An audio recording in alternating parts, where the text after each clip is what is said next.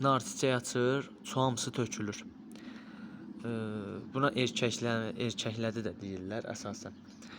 Çox səbəbləri var. Yaş, məsələn 3-5 yaşında olan nar ağacları təzə 4-5 yaşından sonra bar verməyə başlayır. Bununla yanaşı optimal günəş işığı almalıdır. Əgər çox kölgə yerdə qalırsa, əsasən və əsasən erkək çiçəklər əmələ gətirir.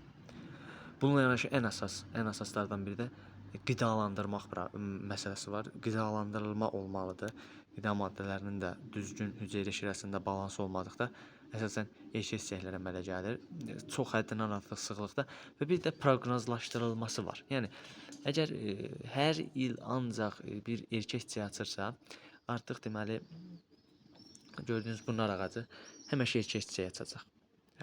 Yəni ona görə amma məsələn buradan götürüb biz çilik eləyib aparıq əksək, orada artıq dəyişə bilər. Düzgün qulluqla biz orada dişi çiçəklər əldə edə bilərik. Burada da əldə eləmək olar.